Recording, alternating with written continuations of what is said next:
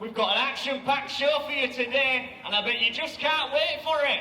Are you excited? Yes, of course. I'm so excited. I could barely sleep last night. Sounds like a troublesome evening. Woman, shout!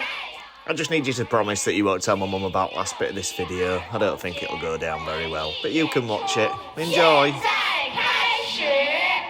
Let's go! Come on, we're going! Oh, dugong! Happy dugong! It's time for the boys to get the lipstick on. Chinese Children's Day's here. The most important day on the kindergarten calendar. And the build-up for it's been going on for months. These kids have been rehearsing with an inch of their life every morning, going over the routines. But before that, why not have a little chat about Chinese kindergartens in general? Do you know, one poignant thing to note is that in the 10 years that I've been at this kindergarten, the amount of kids that China's giving birth to now is noticeably different. There used to be barely any room for anyone to stand on this playground, there were that many kids. And now there's ample room. In fact, it's starting to look a little bit lonely out there. So morning starts off at about 7:30. Kids arrive at the entrance gate and then go to the classrooms. The three age groups, big, middle and small, come down to the playground for about 10 minutes a time, where they do some nice exercises. We sing a song, do a little bit of English, sing another song, and then they go back to the classrooms. Drink a bit of milk and have some biscuits, and at 9 it's time to do some lessons. They have dinner by 10:30, they're in bed by midday, they wake up at 2:30, go home for about 3:30, but some of them stay behind and have an after-school English lesson, which I facilitate, and we have a little bit of fun in that lesson.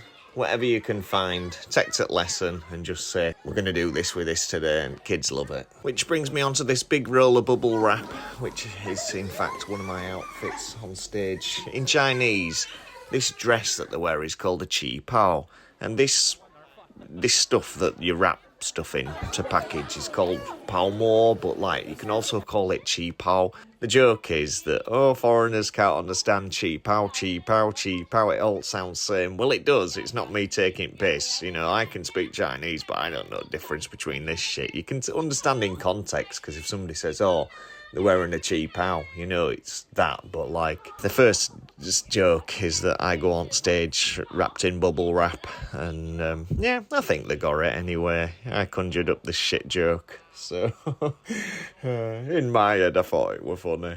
And that's more to the point, whatever this crazy foreigner thinks is funny, it seems to go, because I were in office the other day and we were deciding what I need to wear on the day, and I just went, I could wear a dress.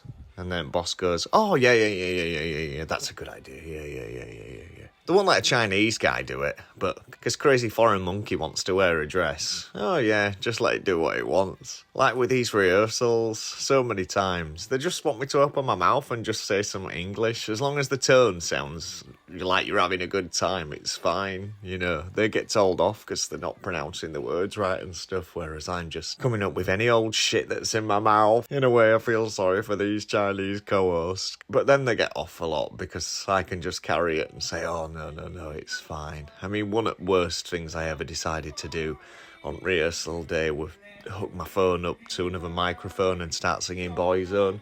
Because boss goes, you can sing. You'll sing on show. Well, when it come to show day, I'm not kidding you, it was the hottest day you've ever had in your life. The sun was just beaming down on the stage. So if you're on stage for more than a minute, it was just uncomfortable. And I can prove how hot it is. My boss sent me a photo of her feet, and you can see where tan marks are. Yeah, these are women's feet. They don't care about hair in China. It's like when Bowen used to have that scraggly beard. I think when they look in the mirror, they can't see, like, proper thick black hairs. Yeah, it's just not a thing. Don't need to shave your toes in China. So these concerts are back-to-back for the three age groups. They're about an hour and a half each.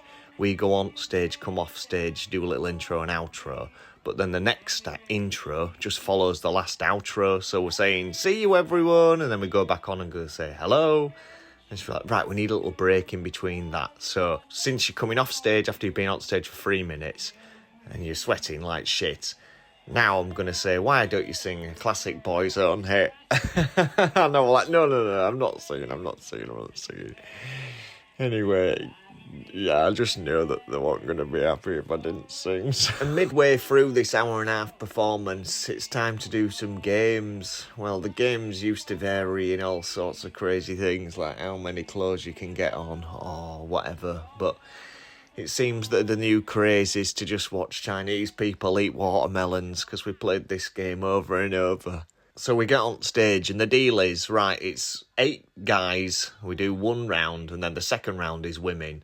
So we're on stage, and then suddenly, it's just mixed now. Well, so you have to get everyone, right, we're a right mess, but whatever.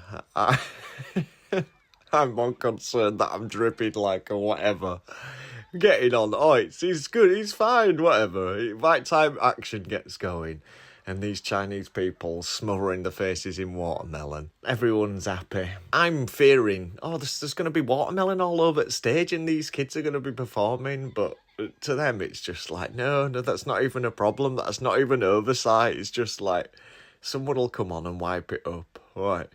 What if there's there's actually 4 age groups at the kindergarten, because there is a smaller group, a small class, that the real younger kids. Some parents like to send the kids to this just so they get ready and they're a little bit more advanced when they actually start the smallest year. There's a guy in there who's tiny called Jen Jen, and he's always crying out for paw paw. It's normal in Chinese culture for grandmas to drop the kids off on a morning, so all kids love this word nai nai, because it's normal for your dad's parents to be the grandparents who are most in control of this kid. And that's nai nai and yeah yeah. It's not very often that you hear paw paw being said, like lao paw.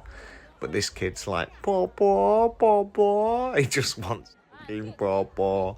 Even on the day when we were doing the show, he shouts, paw paw, paw paw. You can hear him on stage saying, paw paw, paw paw. I think that's just about it from me today. I think I've covered most bases. If you can think of any questions you want answering about Chinese culture or kindergartens, put them down in comments. And other than that, thanks for listening, and I'll see you next time. See ya. 唱起来，跳起来，用我们的欢声笑语，开满这个快乐的舞台。 Well, it's National Children's Day, and I hope you're all excited because we've got an amazing show lined up for you. Are you excited? Yes, I'm more excited than you Edwards in the kindergarten. Hughlings.